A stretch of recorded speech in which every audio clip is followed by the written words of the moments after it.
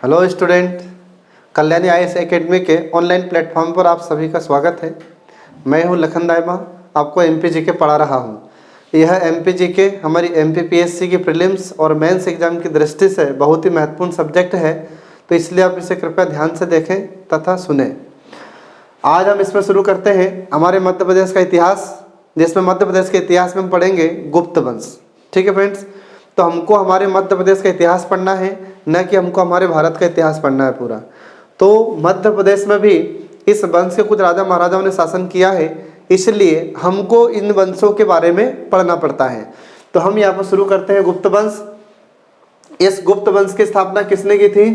तो इस गुप्त वंश की स्थापना श्रीगुप्त ने की थी फ्रेंड्स। तो ये आपको इसमें ध्यान रखना है, एग्जाम में अपने से पूछा जा चुका है कि गुप्त वंश की स्थापना किस व्यक्ति ने की थी, तो उसका नाम है श्रीगुप्त। इस वंश का सबसे ज्यादा जो शक्तिशाली राजा था उसका नाम आपको याद रखना है समुद्रगुप्त। तो समुद्रगुप्त इस वंश का बहुत ही शक्तिशाली राजा हुआ था, क्योंकि इसने हमारे भारत में तो जो उत्तर भारत है उसके 9 और दक्षिण भारत के 12 राजाओं को इसने पराजित किया था। किसने? ये समुद्रगुप्त ने। तो इसीलिए समुद्रगुप्त को फ्रेंड्स क्या कहा जाता है? भारत का नेपोलियन कहते हैं। तो एग्जाम में एक बार नहीं कई बार आपसे क्वेश्चन पूछा जा चुका है कि भारत का नेपोलियन किसे कहा जाता है, तो ये भारत का नेपोलियन कहा जाता है समुद्रगुप्त को। क्यों कहते हैं? क्योंकि नेपोलियन बोनापार्ट ने भी कई क्षेत्रों को कई देशों पर अधिकार कर लिया था। ठीक है, तो उसी लिए इसके कारण अपन देखते हैं कि ये समुद्रगुप्त को भारत का नेपोलियन कहते हैं। जैसे नेपोलियन ने कई जगह अधिकार किया था, ऐसे ही इसने समुद्रगुप्त ने हमारे भारत के कई क्षेत्रों पर अधिकार किया था। ठीक है, तो ये आपको याद रखना है। फिर समुद्रगुप्त ने मध्य प्रदेश के सागर जिले में एरन नामक स्थान पर एक अभिलेख लिखवा कर गया था, जिसको हम एरन अभिलेख कहते हैं। ठीक है, तो आपसे क्वेश्चन पूछा जाएगा कि समुद्रगुप्त का एरन अभिलेख वर्तमान में किस जिले में है, तो ये आपको याद रखना है सागर जिले में। ठीक है फ्रेंड्स, इसके बाद हम देखते हैं कि इसी एरन अभिलेख से ही हमको भारत में सती प्रथा का पहला साक्ष्य प्राप्त होता है। तो एग्जाम में यदि आपसे क्वेश्चन पूछा जाता है कि हमारे भारत में सर्वप्रथम सती प्रथा के साक्ष्य कहाँ से प्राप्त हुए थे, तो सती प्रथा के साक्ष्य हमें एरन अभिलेख से प्राप्त हुए थे। और यह एरन अभिलेख कहाँ पर स्थित है?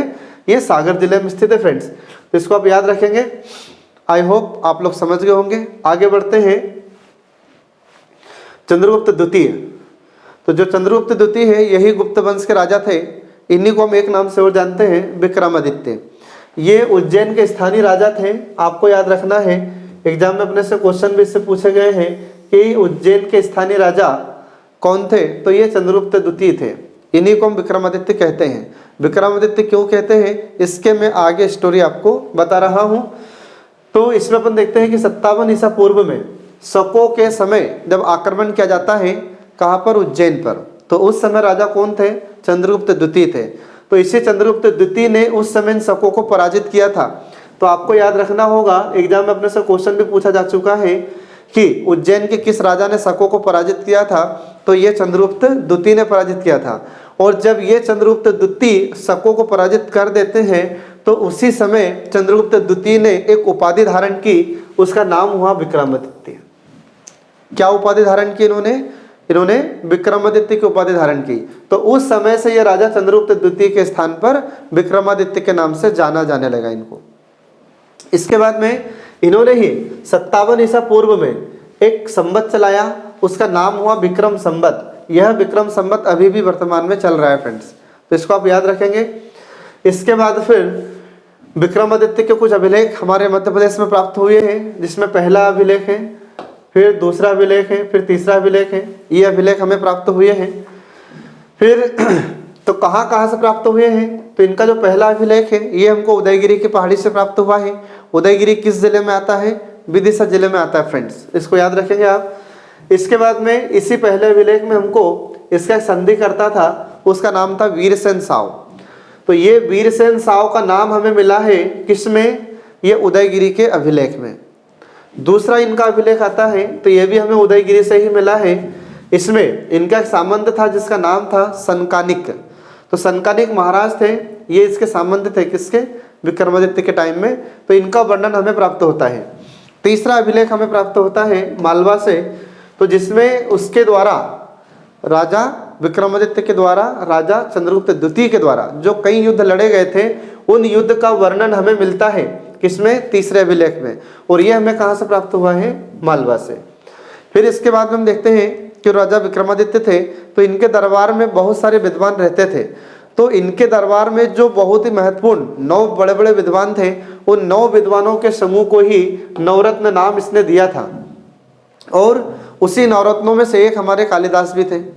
और उसी कालिदास ने एक ग्रंथ की रचना की है जिसका नाम है विक्रमोर्वशीयम।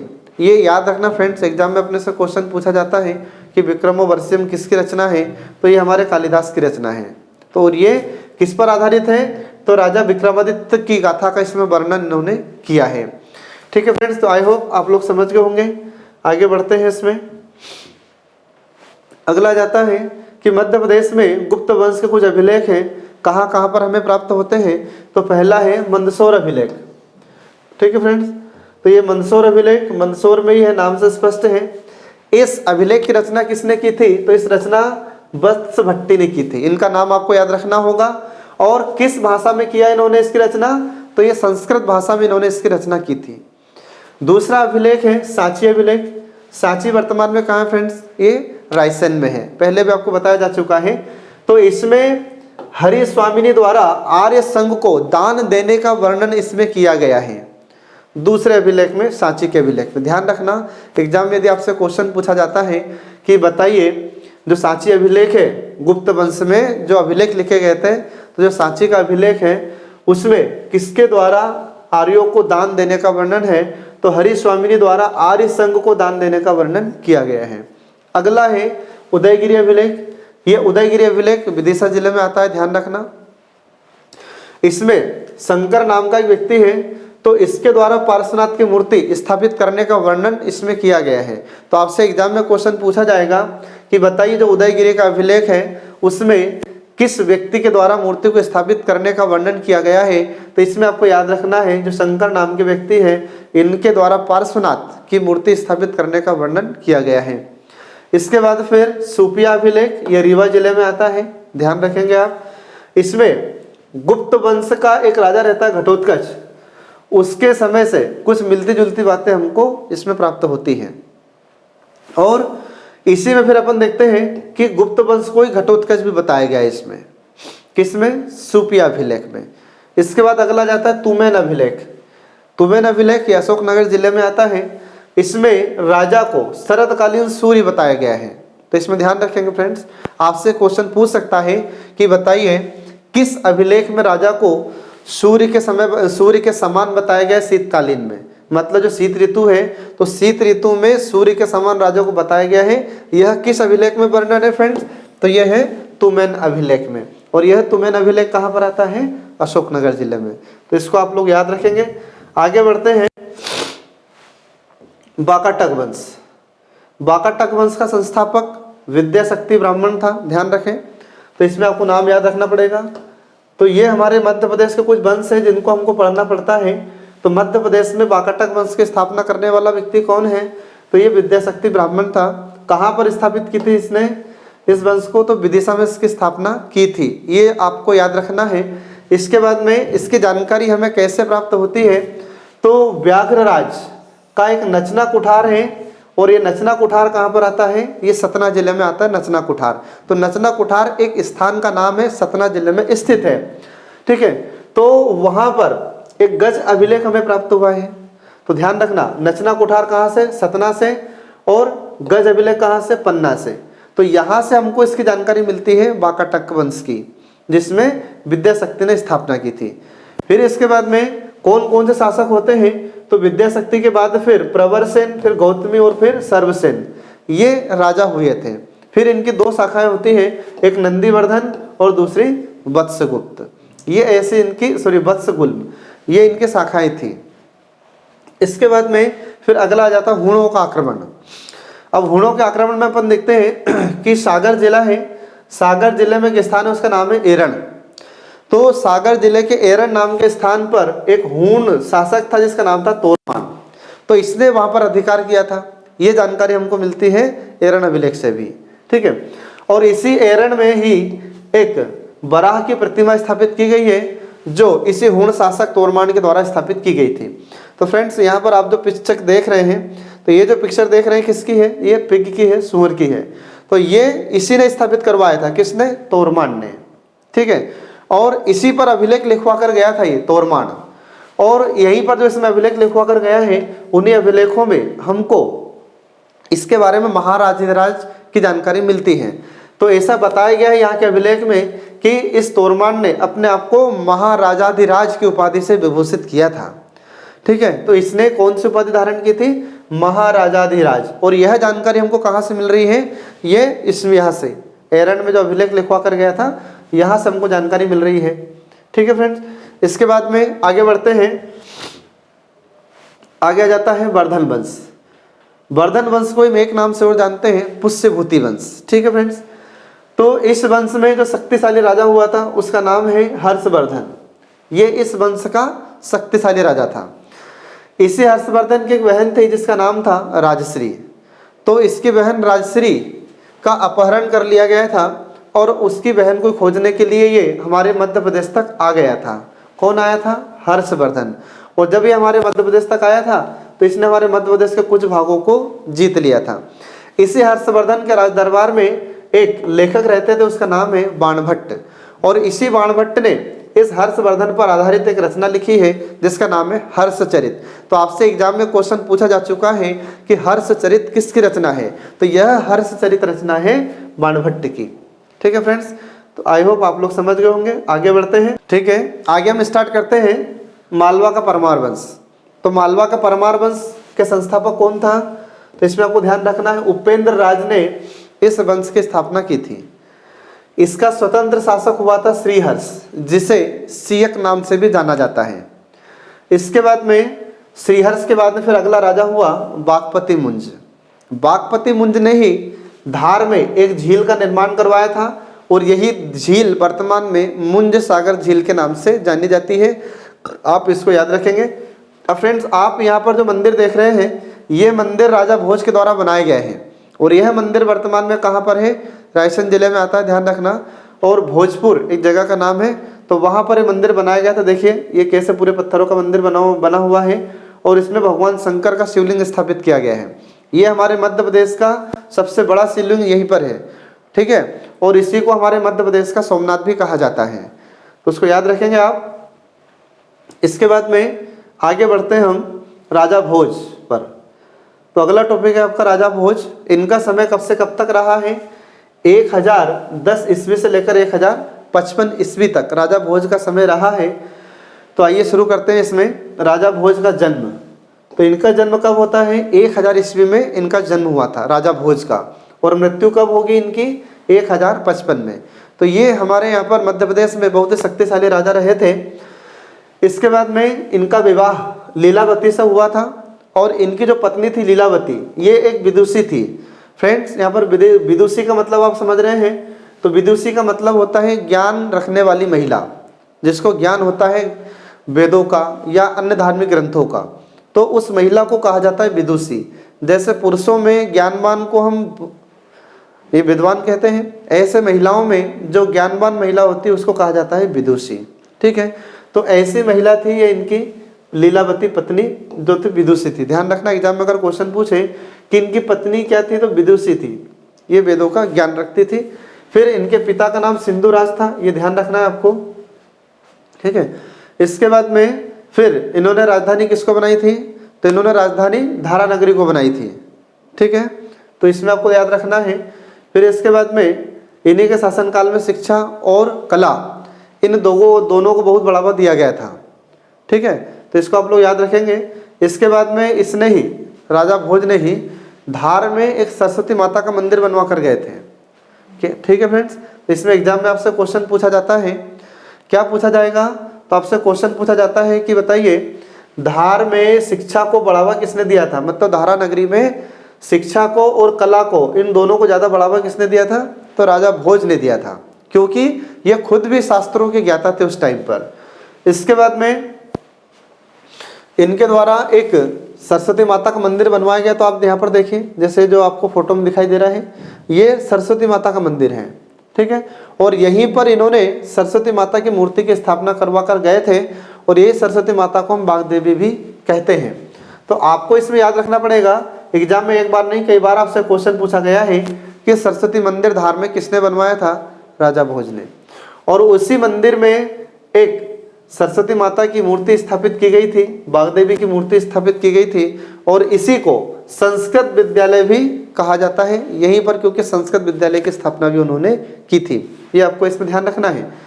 इसके बाद में भोपाल में 250 वर्ग मील लंबी एक झील का इन्होंने निर्माण करवाया था राजा भोज ने। तो यहाँ पर ये जो झील देख रहे हैं आप, ये झील भोपाल की ही है दोस्तों। हमको लगता है कि तालाब है, ये तालाब नहीं है, झील है। और यह झील कौन बनवा कर गया है? राजा भोज। ठीक है। अब एक फोटो और यहाँ पर बीच में देख रहे हैं कि कुछ पुलिस वाले खड़े हुए हैं और कुछ मंदिर जैसा बना हुआ है। तो ये इसलिए आपको हमने फोटो यहाँ पर दिखाई है। ये फोटो बसंत पंचमी के दिन की रहती है। तो इसमें क्या होता है कि जैसे जो राजा भोज मंदिर बनवा कर गए हैं, ठीक है, तो जब मुसलमान शासकों का समय शुरू हुआ तो मुसलमान शासकों ने इस मंदिर को तुड़वा कर यहाँ पर क्या करा, उन्होंने मस्जिद को स्थापित करवा दिया, और फिर यहाँ पर वो लोग नमाज अदा करने शुरू हो गए थे। अब क्या होता है कि हर बसंत पंचमी को हिंदू लोग वहाँ पर सरस्वती माता की पूजा करते हैं, और मुसलमान लोग कहते हैं कि हम नमाज पढ़ेंगे। तो मुस्लिम कहते हैं कि नमाज पढ़ेंगे, हिंदू कहते हैं कि हम सरस्वती माता की पूजा करेंगे। तो यहाँ पर क्या होता है, फिर दोनों में विवाद होता है, झगड़े होते हैं, बहुत चर्चा में रहता है। आप देखना जब भी बसंत पंचमी आए तब। तो फिर हमारी सरकार यहाँ पर सुरक्षा प्रदान करती है, हमारी पुलिस फोर्स यहाँ पर सुरक्षा प्रदान करती है। तो हिंदू भी यहाँ पर सरस्वती माता की पूजा करते हैं और मुस्लिम लोग भी नमाज अदा करते हैं। ठीक है फ्रेंड्स, तो आप इसमें याद रखेंगे। इसके बाद में जिस झील का निर्माण उन्होंने भोपाल में करवाया था, ये झील है, इसको क्या कहा जाता है? इसको भोज सागर के नाम से जानते हैं, भोज सर के नाम से जानते हैं, भोज ताल के नाम से जानते हैं।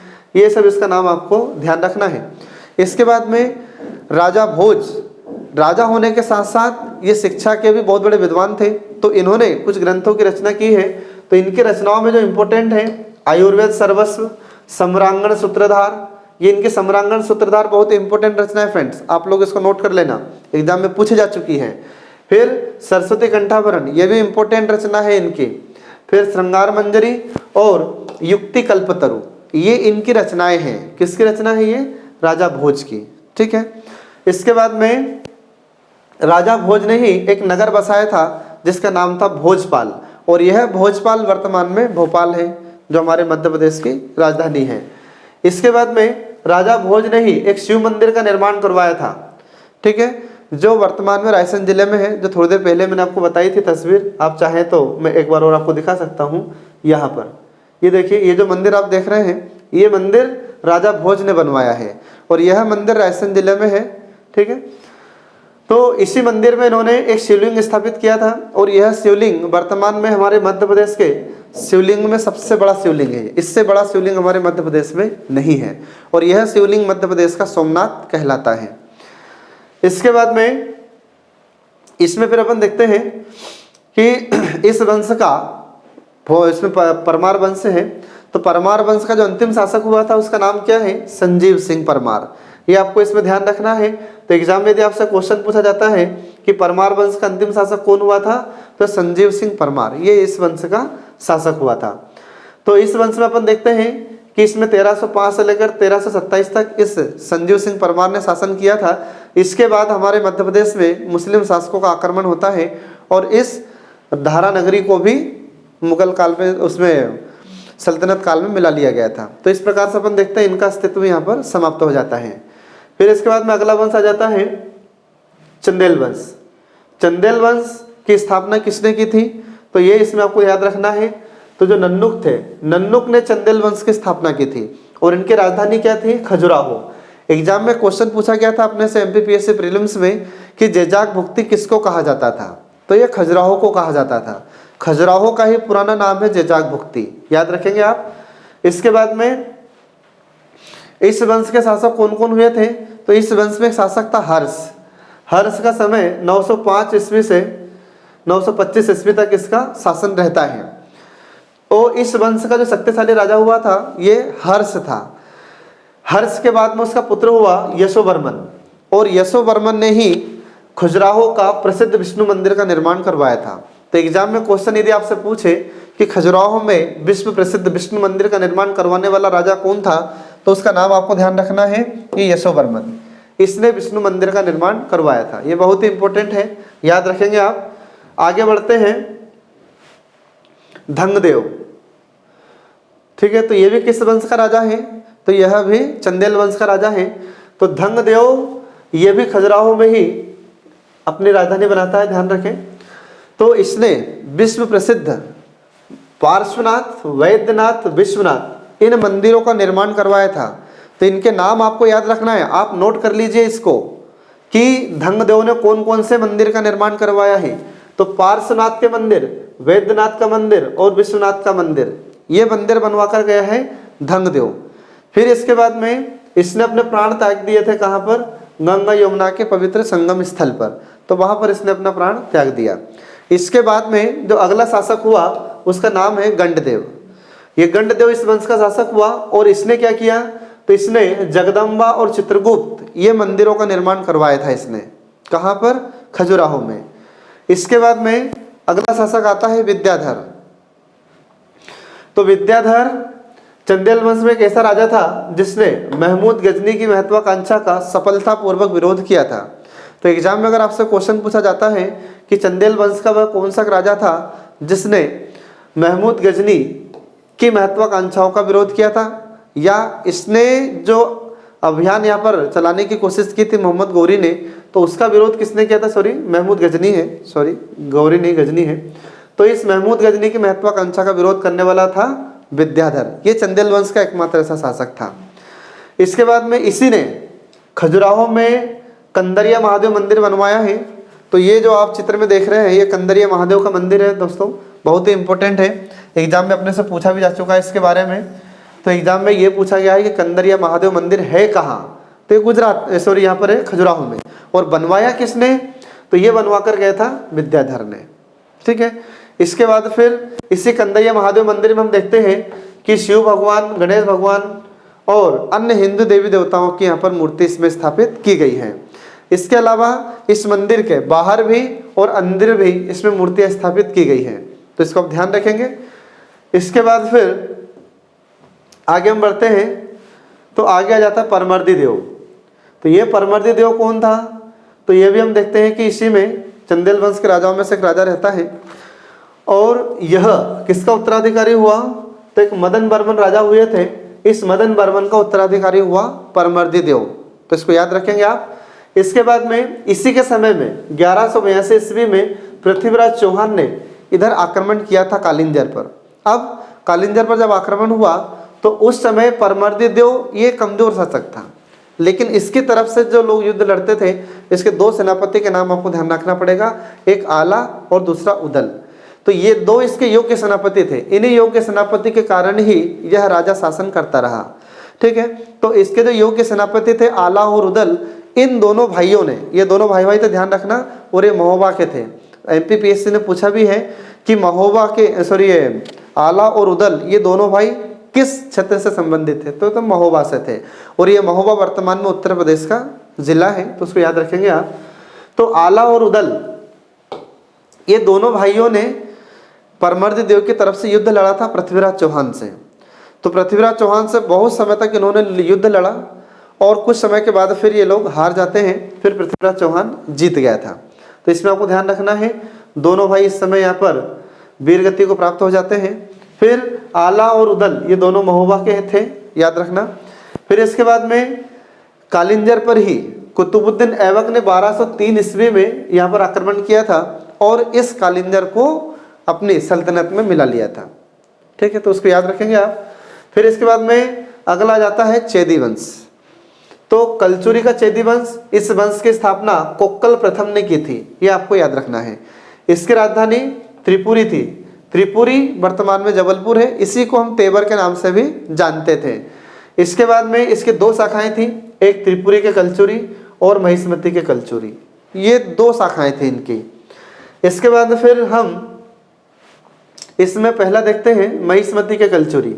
अब ये महिष्मती कहाँ पर है फ्रेंड्स, तो ये महिष्मती वर्तमान में महेश्वर है और यह महेश्वर वर्तमान में खरगोन जिले में आता है। ये आप इसको याद रखेंगे, एग्जाम में से बार बार क्वेश्चन पूछा जाता है। और यही महिष्मती हमारी अवंती की राजधानी थी, दक्षिणी राजधानी थी, ध्यान रखना ये। तो इसकी राजधानी थी महिष्मती, कलचुरियों की, ध्यान रखें आप। इसके बाद में इस वंश का जो प्रथम शासक था उसका नाम है कृष्णराज। इसके बाद फिर अगला राजा आता है विद्याधर। तो महिष्मती के कलचुरी चालुक्य शासकों से पराजित हुए थे। तो एग्जाम में यदि आपसे क्वेश्चन पूछे कि बताइए महिष्मती के जो कलचुरी के शासक थे ये किससे पराजित हुए थे, तो ये चालुक्य राजाओं से पराजित हुए थे। और फिर जब इनसे पराजित हो जाते हैं, इनसे हार जाते हैं, किनसे हार गए ये लोग, तो ये कलचुरी राजा हार गए थे चालुक्य राजाओं से। और जब चालुक्य राजाओं से लोग हार गए तो ये महिष्मती को छोड़कर कहाँ आ गए थे, खजुराहो आ गए थे। परंतु इनकी राजधानी क्या थी फिर, तो इनकी राजधानी रही थी त्रिपुरी ही रही है, ध्यान रखें आप। इसके बाद फिर अगला वंश आ जाता है तोमर वंश। तोमर वंश का संस्थापक कौन था, तो तोमर वंश का संस्थापक वीर सिंह तोमर था, ये याद रखेंगे आप। और इसने अपनी राजधानी किसको बनाई थी, तो इसने ग्वालियर को अपनी राजधानी बनाई थी। इस वंश का एक राजा हुआ जिसका नाम था सूरज सेन, और इसी सूरज सेन ने ग्वालियर का एक मजबूत किला बनवाया है जिसको हम किलों का जिब्राल्टर कहते हैं। तो ये अपने से एग्जाम में क्वेश्चन पूछा जाता है कि किलों का जिब्राल्टर किसे कहा जाता है, तो ये ग्वालियर को कहा जाता है। और आप यहाँ पर जो तस्वीर देख रहे हैं ये तस्वीर ग्वालियर के किले की ही है जिसको हम किलों का जिब्राल्टर कहते हैं। तो एग्जाम में एक बार नहीं कई बार क्वेश्चन पूछा जा चुका है। हमारी एमपीपीएससी प्रीलिम्स में भी क्वेश्चन पूछा है कि ग्वालियर के किले का निर्माण किस राजा ने करवाया था, तो वह राजा था सूरज सेन। और यह सूरज सेन किस वंश का शासक था, तो यह तोमर वंश का शासक था फ्रेंड्स, ये आप लोग याद रखेंगे। इसके बाद में हम आगे बढ़ते हैं। तो इस प्रकार से अपन देखते हैं ये तोमर वंश का संस्थापक है और यहाँ पर ये समाप्त हो जाता है। तो इसमें यदि कुछ कन्फ्यूजन हो तो प्लीज़ आप कमेंट कीजिए, ठीक है। Thank you for watching.